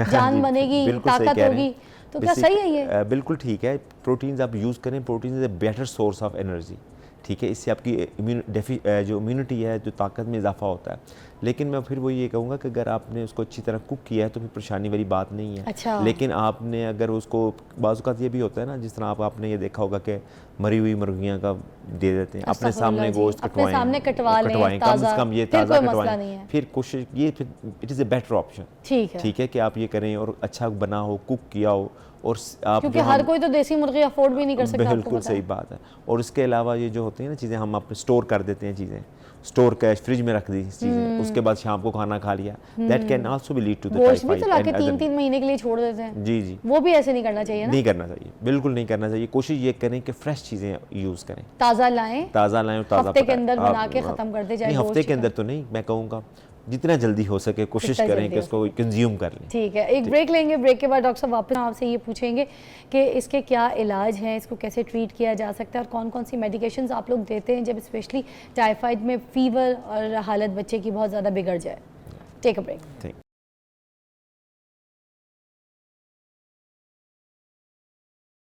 वेलकम बैक। डॉक्टर शहराम हमारे साथ मौजूद हैं और हम बात कर रहे हैं बच्चों के ये जो टाइफाइड, उनको बहुत हैवी फीवर हो जाता है, उसके लिए हम कैसे उनसे उसको बचाव करवा सकते हैं। तो हम बात करें डॉक्टर शहराम से। मैं आपसे ये पूछ रही थी कि जब आपके पास आ जाते हैं बच्चे, क्योंकि घर में तो माएँ बड़ी सारी कुछ ठंडी पट्टियाँ रख रही होती हैं, कुछ पैराडोल सिरप पे ला रही होती हैं, कोई एंटीबायोटिक ज़बरदस्ती या ब्रूफिन वगैरह किस तरह की चीज़ें सिरप पे ले आती हैं बच्चों को, क्योंकि बच्चे इस एज में इस तरह की सिरप वाली मेडिकेशंस पर होते हैं। तो आप क्या कहेंगे कि जब आपके पास आते हैं बच्चे इस तरह के और आपको पता चलता है कि उनका फ़ीवर बड़ा हाई है, टाइफाइड में उनको पेन और सब कुछ सारा कुछ जो है वो सीवियर हो रहा है, तो आप कौन सी मेडिकेशंस फ़ौरन देते हैं जिससे वो नॉर्मलाइज होती है उनकी बॉडी? देखिए, सबसे पहले तो हमें ये सस्पेक्ट करना होता है कि जी आया कि ये टाइफाइड है या नहीं, जो मैंने आपको पहले बताया कि अलामात हम देखते तो हैं। इसके टेस्ट कौन से होते हैं? टेस्ट इसमें हम ब्लड कल्चर करवाते हैं, ठीक है, CBC कराते हैं, पखाने का टेस्ट है वो करवा के देख सकते हैं। अच्छा। लेकिन जो कन्फर्मेटरी टेस्ट है ना वो ब्लड कल्चर है। लेकिन इसका मसला ये है कि ये 40 to 60% में पॉजिटिव आता है और हमारे मुल्क में और भी कम इसके चांसेस होते हैं। मसलन कि अगर आपने 10 लोगों का करवाया है ना तो 3-4 के आम रूटीन में पॉजिटिव आते हैं। लेकिन हमारे मुल्क में मसला ये होता है कि सेल्फ़ मेडिकेशन बहुत ज़्यादा है। सेल्फ मेडिकेशन की वजह से जो ग्रोथ होती है बैक्टीरिया की या जो कल्चर की पॉजिटिविटी का जो होता है रेंज वो और कम हो जाती है, जिसकी वजह से वो हमें डायग्नोज करने में, उसको कंफर्म करने में ज़्यादा थोड़ा सा मसला होता है। लेकिन फिर हम इसको क्लिनिकली अपने तजर्बे की बुनियाद पे इसको ट्रीट करते हैं। और अगर घर में इसको फ़ीवर हो रहा है तो आप पैराडॉल ज़्यादा दें, पैरासीटामोल ज़्यादा दें, ठीक है, ताकि क्योंकि ना उसके साइड इफ़ेक्ट्स कम होते हैं। ठीक है, तो ये देख सकते हैं, इट्स नॉट दैट। हाँ जी। अच्छा। क्योंकि ना फीवर की वजह से बच्चे को अनकम्फर्टनेस और माँ बाप भी बहुत ज़्यादा परेशान हो जाते हैं कि ये मसला है। और एज़ अर्ली एज़ पॉसिबल ये ज़रूर माँ बाप डॉक्टर, करीबी डॉक्टर को चेक कराएं। और दूसरा, सेल्फ मेडिकेशन से परहेज़ करें, क्योंकि जो हो सकता है डॉक्टर साहब ने कभी कोई दवाई दी हो या एंटीबायोटिक्स दी हो वो किसी और मर्ज़ के लिए दी हो उसकी, क्योंकि हर मर्ज़ के लिए ड्यूरेशन और उसकी डोजेज उसकी एंटीबायोटिक्स भी अलग अलग होती जी अलग होती हैं और वो अकॉर्डिंग टू द सिचुएशन और होती है और उसकी ड्यूरेशन भी अलग होती है। बाज़ औक़ात लोग दवाई लेके आते हैं वो अंडर डोजेज होती है, उसकी ड्यूरेशन मुकम्मल नहीं की होती, जिसकी वजह से ना बच्चों को उनको ट्रीट करने में बड़े मसाइल आते हैं, बच्चों में रेजिस्टेंस आ जाती है। ये सेल्फ मेडिकेशन में एंटी एलर्जी के सिरप्स भी बहुत ज़्यादा पिलाना शुरू कर देती हैं हमारे बच्चों को। तो ये सब चीज़ें साथ में एंटीबायोटिक, ये सब बच्चों को बिना डॉक्टर के मशवरे के नहीं पिलाना चाहिए। एंटीबायोटिक्स तो बिल्कुल नहीं देनी चाहिए, बिल्कुल भी नहीं, बिल्कुल ठीक है। अच्छा, बाहर के ममालिक में चाहे बच्चे, अभी तो हम बच्चों की बात करें, अगर आप बाहर ममालिक में चले जाएँ तो वहाँ पर जितने भी डॉक्टर साहब, ये जो एंटीबायोटिक होती है ये लास्ट उनका अमल होता है कि वो ट्राई करें जब बंदे को देनी होती है किसी चीज़ पे, पहले वो दूसरी मेडिकेशन से ट्राई करते हैं, not the direct with antibiotic. But यहाँ पर पहले जो है सबसे पहले एंटीबायोटिक के बारे में सोचा जाता है, बल्कि पेरेंट्स भी जाके बोलते हैं इसको एंटीबायोटिक ही देनी पड़ेगी, इतनी खांसी है। बताओ व्हाट इज़ दिस? देखिए, उसमें ना हर जो है ना सोसाइटी और हर हमारे मुल्क के इन्वायरमेंट के लिहाज से अपनी ट्रीटमेंट केटर डाउन करनी होती है। अच्छा। देखिए, वहाँ के जो है ना मुल्क जितने भी हैं, जिस तरह के यूरोपियन कंट्रीज़ हैं, अमेरिका है, वहाँ पे आप देखें हाइजीन बहुत ज़बरदस्त है, हैंड, और उसके अलावा आपके देखें पोल्यूशन नहीं है, वाटर पोल्यूशन नहीं है, कंटेमिनेशन नहीं है, ठीक है। तो उनकी जो है ना क्या कहते हैं टोपोग्राफी और उनकी जो है बीमारियों की चीज़ें अलग-अलग हैं, उनमें मोस्ट लाइकली बच्चों में वायरल इन्फेक्शन ज़्यादा होती हैं। ऐसे ही है, ठीक है। हमारे मुल्क में बैक्टीरियल इन्फेक्शन ज़्यादा होती हैं। उसकी मेन काज एक तो हमारी कंटेमिनेशन, तो मैं बार बार ये लफ्ज़ बोल रहा हूँ, कंटेमिनेशन तो है ही है, और उसके अलावा जो दूसरी चीज़ ये है ना कि हमारे जो फूड वेंडर्स हैं जो कि बाहर पे कोई शवारमा लगा के खड़ा है, कोई उसकी जो बर्गर्स लगा के खड़े हैं, या कोई ककड़ियों का मौसम आ गया, खीरों का मौसम हो गया, काट के तो खुले गाजरे वाजरे कटी ऐसे खुले मिल रही हैं, तो वो खरबूजा काट के बेच रहे हैं ठेले पे, कल भी मैंने देखा। जी इसी तरह ये काज को करती है कि जो एक दफ़ा देखें जो चीज़ कट जाती है ना, उसकी प्रोटेक्शन जो अल्लाह ताला ने रखी होती है ना फ्रूट्स वगैरह की, वो ख़त्म हो जाती है। इसलिए जितनी जल्दी हो ये जो वाटर मेलन्स हैं उसको फ़ौरन यूज़ करना चाहिए आपको। बाज़ औक़ात तो आपने ये भी देखा होगा, ये मैं बताना चाहूँगा कि अक्सर लोग जो जाते हैं ना, आपने देखा होगा वाटरमेलन को कट लगा के देखते हैं कि लाल है कि नहीं। हाँ। उस चीज़ से अवॉइड करना चाहिए। सब ये करते हैं। लेकिन क्योंकि देखें आप उसकी जो वाटरमेलन है उसकी आप देखें कि उसकी सरफेस कितनी हार्ड होती है। अच्छा। देखें, this is a protection barrier. ऐसे ही है जो अल्लाह ने बनाई है। ये तो अल्लाह ताला ने बनाई है। तो वो लोग देखते हैं जब कट लगाते हैं, कट लगा के वो फिर देखते हैं जी ठीक है, उसके बाद घर लेके जाते हैं, तो उसमें जो एरिया होता है उसमें फिर उसके चांसेस बैक्टीरिया के इन्फेक्शंस के ग्रो करने के बहुत बढ़ जाते हैं। अच्छा, ठीक है। तो इसलिए वो ये कहते हैं कि जब भी आप यूज़ करें उसको एज ए होल पूरे का पूरा यूज़ करें। ठीक ये ना करें कि जी मैं अभी वेट आधा अभी रख लूँ, आधा फिर मैं शाम को खाना खाएंगे। मतलब उस साइज का लाना है जिस वक्त जितना फैमिली ने खाना है उसको खत्म करना है, सजावट के फ्रिज में नहीं रखना। हाँ जी। और वेलकम टू द टॉपिक कि उसकी वजह से ये होता है कि जी हमारे मुल्क में ना बैक्टीरियल इन्फेक्शन ज़्यादा है, आप देखें गंदा नाला है, जब आप बारिश वगैरह होती जी। हैं तो ओवरफिल होकर आपके घरों में बाजू का पानी ओवर ड्रिप कर रहा होता है, ठीक है। लोग तो अपनी टंकियां भी साफ नहीं कराते। हाँ जी बिल्कुल। फिर सीवरेज का प्रॉब्लम, ये सब चीज़ें ये सारी चीज़ें होती हैं। तो जितना आप उसको रखेंगे, सफाई का ध्यान रखेंगे, उतने चांसेस कम है कि आपको बैक्टीरियल इन्फेक्शंस होंगी। तो और फिर ये जो है ना कंसेप्ट इस वजह से होता है कि जब वायरल इन्फेक्शंस होती है तो इम्यूनिटी कम हो जाती है, तो इम्यूनिटी कम होने की वजह से फिर आपको सुपर एडेड बैक्टीरियल इन्फेक्शंस होने के ज़्यादा चांसेस हो जाते हैं। लेकिन टाइफाइड में मेन कंटेमिनेशन की वजह से, ना खाना हाई एंड हाइजीन मेंटेन ना करने की वजह से, खाना अच्छी तरह ना बनाने की वजह से ये चीज़ें होती हैं, खाना स्टोर करने की वजह से, मुख्तलिफ चीज़ें इसमें हैं। एक चीज़ मैं और ऐड करना चाहूँगी क्योंकि बात चली रही है, तो जब जैसे बच्चे बीमार हो रहे होते हैं, बच्चा सेहत नहीं पकड़ रहा, बच्ची ठीक ग़िज़ा नहीं खा रहा, अमूमन घरों में 99% घरों में ये हो रहा होता है कि इन्होंने माइक्रोवेव रख लिया है, ठीक है। अब वो हर खाना जो है वो माइक्रोवेव में गर्म हो रहा होता है, वो इलेक्ट्रिक हीट के साथ गर्म हो रहा होता है। आदत हो गई, चावल है, सालन है, जो कुछ बचा है फ्रिज से निकाला, वो फ्रीज़ वाला माइक्रोवेव में रखा, गर्म हुआ, उसके बाद आगे बच्चे को प्लेट में डाल के दे दिया। तो क्या ये भी कॉजेज़ करते हैं बच्चों को इन्फेक्शंस के, बीमारियों के? क्या ये सेफ़ है, ये इलेक्ट्रिक जो खाना गर्म करके खाते हैं, या चूल्हे के बजाय? देखिए जो चूल्हे में करते हैं ना आप, जो होता है कि आप उसको प्लेट रख के गर्म करेंगे ना तो सारा उसको यूनानिमसली सारा के सारा गर्म होता है। लेकिन आप ये यूज़ कर सकते हैं, ये जो है ना, ये जो माइक्रोवेव ओवन है, लेकिन उसमें ये जो है ना कि अगर आप एक सुबह का खाना रात को या अगले दिन करेंगे तो उसके वो एक तो उसका टेस्ट भी चेंज हो जाता है, दूसरा उसमें कंटेमिनेशन, उसकी वजह से ना उसका टेस्ट चेंज होने की वजह से बैक्टीरियल की ग्रोथ ज़्यादा हो जाती है, उसमें चांसेस ज़्यादा बढ़ जाते हैं। इसलिए अवॉइड करना चाहिए चीज़ों को स्टोर करने के लिए। बार बार गर्म कर, एक दफ़ा गर्म किया दैट्स एनफ, लेकिन बाज़ औक़ात होते हैं लोग बार बार गर्म करते हैं। एक खाना गर्म किया, किसी ने थोड़ा सा खा लिया, फिर रख दिया, फिर दोबारा गर्म किया, इससे ये चक्कर चलता रहता है, तो उसकी वजह से भी ज़्यादा चांसेस वो इन्फेक्शंस वगैरह भी बच्चों में फिर बढ़ सकते हैं। Right, thank you so much doctor साहब, आपने हमें बहुत डिटेल में जाके समझाया, हम सबकी देखने वालों की रहनुमाई की। एंड में कुछ अगर आप कहना चाहते हैं, कुछ बताना चाहते हैं इसी तरह टाइफाइड के हिसाब से, अपने प्लीज़ देखने वालों को ज़रूर बताइए, गाइड कीजिए। देखिए मैं ये ज़रूर कहना चाहूँगा कि जी हमारे ना टाइफाइड से एक तो प्रिवेंशन के लिए 2-3 चीज़ें हैं। एक तो आप अपनी हाइजीन मेंटेन करें, ठीक है। इसमें हैंड वॉश, बच्चों को ये सिखाएं कि वॉशरूम यूज़ करने के बाद हाथों को धोएं, सही तरह धोएं, टाइम लगा के धोएं, उसके स्टेप्स उनको सिखाएं। दूसरा हमारे एंड पे जो चीज़ आती है वो ये आती है वैक्सीन ज़रूर करवाएं बच्चों को, ठीक है। हमारे EPI गवर्नमेंट प्रोग्राम में 9 मंथ्स पे बच्चों को टाइफाइड की वैक्सीन होती हैं, ठीक है। ये एक कंजुगेट वैक्सीन है जो कि लॉन्गर प्रोटेक्शन देती है।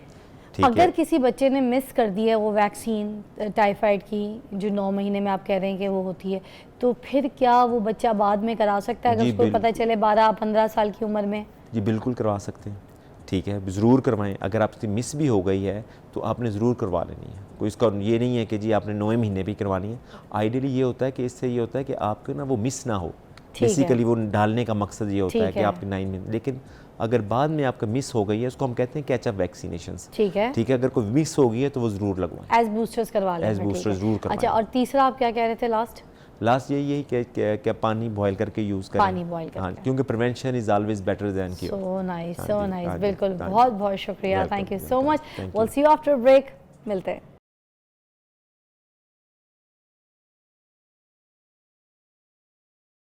वेलकम बैक, आप देख रहे हैं मॉर्निंग विद फिज़ा, और अब बारी है मेरी बहनों की। एक ऐसा टॉपिक जिसको भी हम डिस्कस करने जा रहे हैं, मुझे लगता है ये वो टॉपिक है जो हमारे खून में बसता है, ऐसे ऐसे दौड़ा होता है। और वो क्यों दौड़ा होता है कि आजकल जो है ये ट्रेंड में है वाइटनिंग इंजेक्शन। वाइटनिंग इंजेक्शन क्या है, लगाना चाहिए, नहीं लगाना चाहिए, गोरा होना चाहिए, नहीं होना चाहिए। बहुत से बड़े बड़े सेलिब्रिटीज़ जो हैं उन्होंने एकदम से डिज़ास्टर चेंज लेकर आए हैं वो मीडिया में अपना, और बहुत अच्छा लुक है उनका, जो दिख रहा है वो बिक रहा है, अच्छा भी लग रहा है उनको देख के।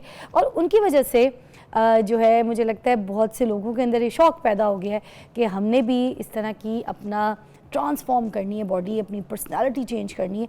और जो लोग बहुत ज़्यादा इस तरह से डार्क स्किन का शिकार थे, डबल टोन स्किन का शिकार थे, उन लोगों ने तो बहुत ज़्यादा ऐसे डर्माटोलॉजिस्ट को कंसल्ट भी किया है, जाके मिले भी हैं, और कुछ लोग लगवा भी रहे हैं और कुछ लोग कहते हैं इट्स वेरी डेंजरस, ये बिल्कुल ठीक नहीं है, इसमें प्रेगनेंसी नहीं होती है, इसमें ये नहीं होता है, बॉडी का कैंसर हो जाता है, ऐसे बहुत सारे मसले। तो इन सब के बारे में हम आज बात करेंगे आपके लिए, तो आप रहिए हमारे साथ, क्योंकि आज हमारे पास मौजूद हैं डॉक्टर साइमा मलिक, जो कि डर्मेटोलॉजिस्ट हैं, laser, hair transplant, liposuction and cosmetic surgeon. She is so brilliant and talented. तो हम इन्हीं से पूछेंगे। अस्सलाम वालेकुम। अस्सलाम वालेकुम, क्या हाल है आपका? ग्रेट, कैसी हैं जी आप साइमा जी?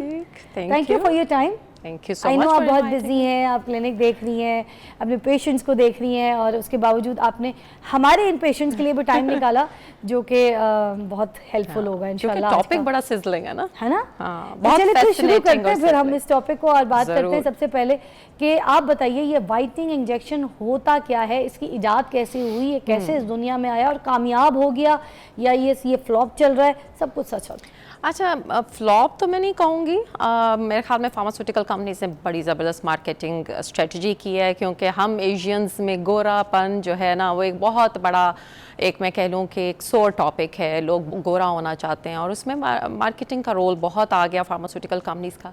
लेकिन एक्चुअली ग्लूटाथियोन है क्या? ये बड़ा इंटरेस्टिंग एक इंग्रेडिएंट है जो हमारी बॉडी को चाहिए होता है, बट एसेंशियल नहीं है। एक जो हमारा कॉन्सेप्ट है ना कि क्या ये एसेंशियल है या एसेंशियल नहीं है, ये क्या रिक्वायर्ड है हमारी बॉडी को या नहीं, हमारी बॉडी इसको खुद भी बनाती है बाय द वे। अच्छा जी बिल्कुल। तो वो जो एक कॉन्सेप्ट आपने अभी बोला, कैंसर तो नहीं कर देगा, इनफैक्ट ये कीमोथेरेपी से पहले और कीमोथेरेपी के बाद दिया जाता है कैंसर के सेल्स को फाइट बैक करने के लिए, फ्री रेडिकल्स को फाइट बैक करने के लिए। ग्लूटाथायोन है ये आपके इम्यून सिस्टम को स्ट्रॉन्ग करता है जी, अब क्योंकि देखें मेरी ना, अम्मी कैंसर पेशेंट थी ना, तो फिर उनको भी यही सारी चीज़ों का मसला Guide होता किया था, और गया। उनके जितने भी इम्यून पावर्स थे ना, उसको स्ट्रॉन्ग करने के लिए उनकी ड्रिप्स लगती होती थी। बिल्कुल ऐसे तो ही है। ये वो वाली ड्रिप्स हैं? जी, ग्लूटाथायोन एक एंटीऑक्सीडेंट है, ठीक है? अच्छा। जैसे विटामिन सी एंटीऑक्सीडेंट है, जैसे विटामिन ई एंटीऑक्सीडेंट है। क्या विटामिन सी नहीं खाते? बिल्कुल क्या खाते हैं। विटामिन ई नहीं खाते? खाते हैं। खाते हैं ना। तो इसी तरह ग्लूटाथायोन है। अब ये जो एक कॉन्सेप्ट हमने क्रिएट कर दिया कि जो रंग गोरा करना चाहता है वो ग्लूटाथायोन लगवाता है, ये बड़ा गलत कॉन्सेप्ट है। दुनिया में अगर इसकी अच्छा। इजाद हुई है वो इस पॉइंट ऑफ व्यू से है कि ये एंटीऑक्सीडेंट है, ये फ्री रेडिकल्स यानी टॉक्सिन्स को एलिमिनेट करने के काम आता है। जैसे लिटमस कहीं डाल दें या पेपर रख दें तो पानी एब्जॉर्ब करता है ना, या ब्लॉटिंग पेपर, ये बिल्कुल एंटीऑक्सीडेंट ऐसे काम करता है कि फ्री रेडिकल्स को खा लेते हैं, ठीक है? अच्छा, तो ये जो इजाद हुआ था बेसिकली ग्लूटाथायोन, ये बीमारियों की वजह से इजाद हुआ था, लोगों के मतलब पेशेंट्स को देख के उनके इम्यून्स के लिए, और ये जैसे आप बता रही हैं कि इस तरह के सेल्स को मार देने के लिए, जी। तो ये इजाद इसलिए हुआ था। आप इस तरह इसको हम लेते हैं, जैसे हम खाना पीना खाते हैं तो कुछ एसेंशियल न्यूट्रिएंट्स होते हैं, जैसे कार्बोहाइड्रेट है, प्रोटीन है, फैट है, कुछ नॉन एसेंशियल होते हैं। नॉन एसेंशियल भी हमारी नॉर्मल बॉडी फंक्शन को चलाने के लिए काम आते हैं। कुछ बॉडी खुद प्रोड्यूस कर देती है, कुछ हमें बाहर से लेने पड़ते हैं। एंटीऑक्सीडेंट उनमें से एक चीज़, नॉन एसेंशियल बट रिक्वायर्ड। तो फिर ये रंग गोरा करने में कारआमद कैसे हो गया? हाँ। बहुत से बड़े बड़े पाकिस्तान, इंडिया और बाहर अगर आप देखें अमेरिकन गोरे ऑलरेडी गोरे होते हैं, मगर उसके बावजूद उनको इस चीज़ की भी ज़रूरत होती है समटाइम्स, क्योंकि उनके चेहरे पे वो चिकत्ते पड़ जाते हैं ना, जैसे वो पैच डॉट से ब्राउन, तो वो भी लगवा रहे होते हैं। और ये फ़र्क देखा है गोरों पूरी को तो मैं दुनिया नहीं ने। कहूँगी, सॉरी मैं आपकी बात कर दी, गोरों को तो नहीं मैं कहूँगी कि वो लगवा रहे होते हैं, बट गोरों में अगर किसी को कैंसर है तो कीमोथेरेपी में विटामिन सी के साथ एडअप करके लगवाया जा रहा है, इवन कीमोथेरेपी के बाद भी 2 से 5 दिनों के लिए। इसी तरह किसी को हेपेटाइटिस है, वो जो आप अभी कह रही थी ना कि ऑर्गन्स डैमेज कर देगा, एक्सेस तो हर चीज़ की ऑर्गन को डैमेज करेगा, चाहे विटामिन डी एक्सेस में ले लें वो भी नुकसान, उसको भी फ्लश आउट करना पड़ जाता है बिल्कुल। अगर डी एक्सेस हो जाए। ऐसे ही है। तो एंटीऑक्सीडेंट्स ढेर सारे हैं, उनमें से एक ग्लूटाथायोन है, एक विटामिन सी है, एक विटामिन ई है, फ्लेवोनॉइड्स हैं, ढेर सारे हैं। सो कॉन्सेप्ट ये है कि ये एंटीऑक्सीडेंट है। अगर आपने गोरा करने के लिए लगाना है तो ये कॉन्सेप्ट गलत है। अच्छा, ठीक है ना? मगर मैं आपको एक बात ये भी तो करना चाहूँगी कि बहुत सी ऐसी मेरी बहनें हैं, घर बैठी हैं बेचारी, उनके रिश्ते इसलिए नहीं हो रहे क्योंकि वो लोग गोरी नहीं हैं, रिश्ता देखने के लिए आते हैं, उनको रिजेक्ट करके चले जाते हैं, सिर्फ इसलिए कि पहली ऑप्शन ही, मतलब मैं आपको बताऊँ, मिसेस खान एक हमारी मैच मेकर है, she is one of the very famous match maker from Karachi, उनके पास कितने रिश्ते आते हैं और वो इसी वजह से रिजेक्ट हो जाते हैं कि अगर लड़की गोरी ना हो तो ये क्या बात हुई? अगर लड़की गोरी नहीं है तो उसको ऐसे ठुकरा के चले आएंगे, देखेंगे, नाश्ता करेंगे, खाएंगे पियेंगे और वो कहेंगे नहीं लड़की गोरी नहीं, शादी नहीं हो सकती। बस। तो फिर अब वो जो लड़की जिस ट्रॉमे से गुजर रही है, फिर वो जो ऐसी बाजारी जो चीज़ें हैं या कोई ऐसी मेडिकेशंस हैं तो उसके ऊपर आती हैं, वो उनकी फैमिली भी उनको खुद ट्राई करवाती हैं पेरेंट्स कि चलो किसी ना बच्ची का थोड़ा सा रंग साफ हो जाएगा तो रिश्ता अच्छा हो जाएगा। इसके बारे में क्या कहेंगी? अच्छा, अब जहाँ पे हमने बात की कि ये एंटीऑक्सीडेंट है, ये फ़ायदेमंद चीज़ है, वहाँ पे अब हम बात कर लेते हैं कि और क्या फ़ायदा दे सकता है। एक तो आपने कहा ना इम्यूनिटी को बूस्ट करता है, डेफिनेटली करता है। इसके साथ हमारे मेलानोसाइट्स की कुछ फंक्शनिंग होती है, ये उसको भी थोड़ा सा काम डाउन करता है, तो उसकी वजह से रंगत थोड़ी सी बेहतर हो जाती है, थोड़ी सी बेहतर हो, थोड़ी सी बेहतर होती है। So वो नहीं आता, चमक के गोरा हाँ। चिट्टापन नहीं आता। कईयों में बहुत अच्छा भी आ जाता है, जस्ट बिकॉज कि वो सन टैन हो रहे होते हैं, तो इन्वायरमेंटल पोल्यूशन और टॉक्सिन्स की वजह से जो रंग टैन हो रहा होता है, जब ये लगवाते हैं, साथ सन ब्लॉक करते हैं, साथ लगाने वाली चीज़ें करते हैं, तो वो बहुत बेहतर इम्पैक्ट आता है। लेकिन सोल अगर आप इसके ऊपर रहना चाहते हैं ग्लूटाथायोन के ऊपर, तो शायद ये 100% आपके लिए काम ना करे। Anywhere in between 10% to 30%। इसमें दो स्कूल ऑफ थॉट्स हैं, यानी अगर हम बात करें कि क्या कुछ लोग कहते हैं कि लगवाएं और गोरा हो सकते हैं, तो yes, there are few doctors who will say कि येस ये इंपॉर्टेंट है, लगवाएं, बेहतर होंगे। बट इसी तरह कुछ दुनिया में गाइडलाइंस हैं जो कहती हैं कि इसका एक्सेस जो है वो नुकसानदेह है, तो एक्सेस में नहीं जाना चाहिए बेसिकली। ठीक है, और ये कितने रेकमेंड है, क्या है इसका बूस्टर, कुछ अलग चीज़ है और ये अलग चीज़ है ग्लूटाथायोन के इंजेक्शंस के बारे में मज़ीद हम मालूमात हासिल करेंगे एक ब्रेक के बाद।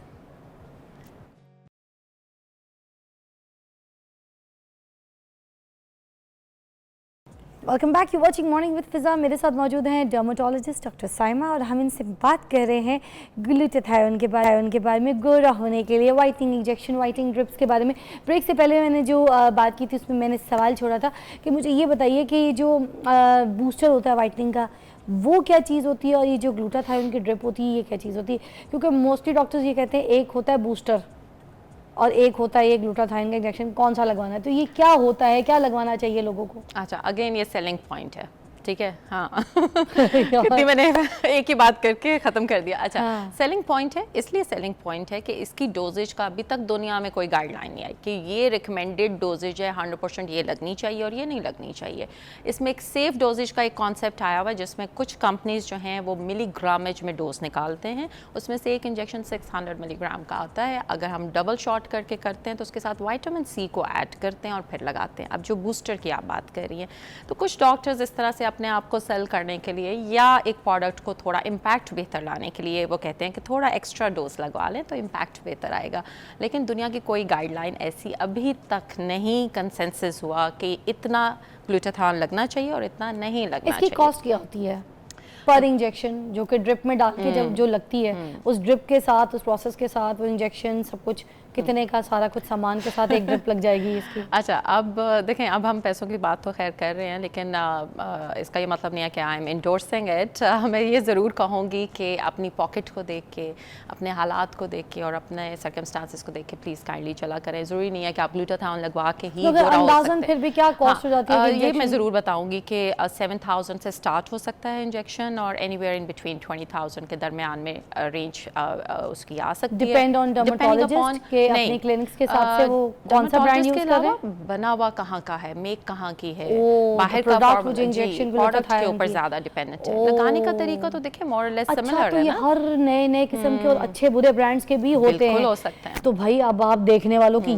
ये तो मदद कर दे ताकि जब वो इंजेक्शन लगवाने जाएं तो उनको ये तो पता हो कि कौन कौन से बेस्ट इस तरह के प्रोडक्ट ब्रांड्स हैं इंजेक्शंस के जो वो लगवाएं, जो आप कहती हैं ये हाईली रिकमेंडेड है, जो काम करेंगे। प्लीज ये तो बता दें। अच्छा, बता दें हाँ बताएं, कुछ नहीं होता। एक इंटरनेशनल ब्रांड है which is very famous, Roche company है। रॉश, हाँ जी, रॉश कंपनी है। उसका आता है टेटियोनल या टेशियोनल, कई लोग उसको बोलते हैं, उस नाम से आता है। उसी का विटामिन सी आता है और उसी का ग्लूटाथायोन आता है। उसको कंबाइन करके ड्रिप में साथ इवन विटामिन बी कॉम्प्लेक्स अगर डालना चाहें तो वो भी डाल सकते हैं। तो it's a kind of power drip. और कौन कौन से, ये तो आपने बता दिया कि एक अच्छा ब्रांड शामिल है, और कौन से ऐसे ब्रांड है जो बहुत नॉर्मल हैं जिसको आप कहती हैं कि इतना अच्छा इफेक्ट नहीं देते, ये वाले ब्रांड्स ना लगवाएं तो पैसे ज़ाया ना करें, ये भी बताओ। आई वुड से ना लगवाएं तो मैं नहीं कहूँगी, बिकॉज देखें वो तो हमें फिर पूरा उसको रिसर्च या करना वो जो पड़ेगा। सस्ते इंजेक्शंस दे रहे हो तो वो पहले ही समझ जाए। वो मुझे है कि कोरियंस कोरियंस कुछ ब्रांड्स हैं, कुछ Chinese brands and honestly speaking sometimes हमने नोटिस किया है कि उनकी क्वालिटी इतनी स्टैंडर्ड की नहीं होती, तो वो बेहतर है वो देख फिर समझ के। बेहतर है कि उसमें भी देखकर कोरियन बहुत अच्छा काम कर रहे हैं एस्थेटिक्स में, they are way ahead. Wow. लेकिन एट द सेम टाइम जिस तरह पाकिस्तान में बहुत सारी चीज़ें अच्छी हैं और बहुत सारी बुरी हैं, चाइना में बहुत सारी चीज़ें अच्छी हैं और बुरी हैं, इसी तरह कोरिया में भी बहुत सारी चीज़ें अच्छा, अब ये ग्लूटाथायोन के शॉट्स भी तो आ गए पीने के लिए। आप फार्मेसी जाते हैं, आपने देखा होगा कोने में ऐसे पतले पतले शॉट्स पड़े हुए होते हैं, बहुत सारे बड़े बड़े ब्रांड्स के बड़े बड़े नाम हैं। तो वो कोई 25,000 का दे रहा होता है, कोई 30,000 का, कोई 35,000 का, कोई 16,000 का। अब वो ब्रांड्स तो पड़े हुए हैं इस तरह के, क्या वो भी इफेक्ट करते हैं? एक इंजेक्शन वाला एक शॉट वो पूरा सेम काउंट करता है अच्छा, या नहीं? नहीं, ऐसे नहीं है। जो पीने वाला या मुंह के अंदर रखने वाला जो शॉट होता है वो एक्चुअली ऑरल कैविटी के राउट से उसने एब्जॉर्ब होना है। अगर हम पी लेते वो जो हैं, लिक्विड वाला है। हाँ लिक्विड वाला, अगर हम मुंह के अंदर रखते हैं उसको फॉर अ मिनट तो उसकी एब्जॉर्प्शन बेहतर होगी, क्योंकि यहाँ से एब्जॉर्प्शन बेहतर हो जाती है। बट अगर हम पी लेते हैं, निगल लेते हैं, तो गट जो है उधर से उसकी एब्जॉर्प्शन इतनी अच्छी नहीं होती। तो जो ये जो शॉट्स हैं इसको पहले पूरा मुंह में रखना चाहिए कितनी देर तक? At least for a minute. और उसमें भी एक टाइप है शॉर्ट्स की, उस टाइप के ऊपर अगर लाइपोसोमल लिखा हुआ है, वो काइंड ऑफ ऐसा ग्लूटाथायोन है, इस प्रिजर्व्ड फॉर्म में है कि वो मुंह के अंदर जब रखेंगे तो वो एब्जॉर्प्शन बेहतर करेगा। थोड़ा सा फैटी एक कंपोनेंट उसके साथ एडेड है, उसको लाइपोसोमल ग्लूटाथायोन बोलते हैं। और फिर उसको पीना है। हाँ। तो अब ये भी मुझे, मगर इतना जल्दी इफेक्ट नहीं करता जितना आप कह रही हैं इंजेक्शन, है ना? एग्जैक्टली इंजेक्शन थोड़ा आईवी रूट से, जैसे आपको पता है कोई बंदा बीमार होता है या इमरजेंसी में जाता है तो हमें मोस्ट ऑफ टाइम आईवी लगाना पड़ता है ना, क्विक रिकवरी के लिए। इसी तरह आईवी रूट से जो भी मेडिसिन, जो भी विटामिन्स, जो भी चीज़ें ली जाती हैं वो थोड़ा सा आप समझ लें कि जल्दी इफेक्ट आता है। बिल्कुल बिल्कुल। मतलब आज लगवाया है तो कल सुबह मुंह धोएंगे तो चमक आ जाएगी। अच्छा, तीसरा इतनी जल्दी नहीं है, इतनी जल्दी नहीं, इतनी आस्ता जल्दी आस्ता। नहीं। और ये 6-8 चमक टिक रहती है कितने टाइम तक की? ये जो हल्का सा गुलाबी गुलाबी चेहरा हो जाता है तो ये कितने टाइम तक बहुत रहेगा? शॉर्ट लिव्ड है अनफॉर्चुनेटली। हफ्ता, डेढ़ हफ्ता? नहीं, हफ्ता डेढ़ हफ्ता तो नहीं। अगर आपने 6 to 8 इंजेक्शंस लगवा लिए हैं या आपने 3 to 4 मंथ्स अपने शॉट्स ले लिए हैं तो उसका इम्पैक्ट अगले 6 महीने तक तो रह सकता है, लेकिन उससे ज़्यादा। आखिरी सवाल मैं ये भी पूछना चाहूँगी आपसे कि जो गोलियाँ आती हैं ग्लूटाथायोन की, तो ये भी इस्तेमाल की जा सकती हैं? क्या ये सही है, सेफ है? ये आपके मैदे को गर्म तो नहीं करती, ख़राब तो नहीं करती, आपके जिगर को डैमेज तो नहीं करती? जिगर की जहाँ तक बात है, जो हेपेटाइटिस के मरीज़ हैं या अल्कोहलिक हेपेटाइटिस में, अगर लोग गूगल भी करना चाहें उसको कर सकते हैं। ग्लूटाथायोन सेफ होता है उसमें लेना, इनफैक्ट उसमें हेल्प करता है, लिवर को डिटॉक्स करता है। ठीक है। तो जहाँ तक है कि टैबलेट्स काम करती या नहीं करती, टैबलेट्स अगेन गट से उन्होंने एब्जॉर्ब होना है, उसकी एब्जॉर्प्शन उतनी नहीं होगी, काम ज़रूर करेंगी बट ऑफ कोर्स थोड़ा करेंगे as compare to IV route, as compare to sublingual route. ठीक। और ये इंजेक्शंस कितने चाहिए होते हैं बॉडी में, थोड़ा सा रंग 2 टोन या 1 टोन ऊपर करने के लिए? आप में कहूँ तो डिफरेंट होगा, इनमें कहूँ तो कुछ और होगा, मेरे में कुछ और होगा। अंदाज़न 1 टोन या 1.5 टोन जितना भी ऊपर हो जाए। इंजेक्शंस में अगर हम बात करें तो anywhere in between 6 to 8 injections जो हैं वीकली अगर हम लगवा रहे हैं, कई लोग इसको ट्वाइस वीकली भी रिकमेंड करते हैं। एक वीक में 6 to 8 इंजेक्शन? नहीं, weekly and 6 to 8 injections total.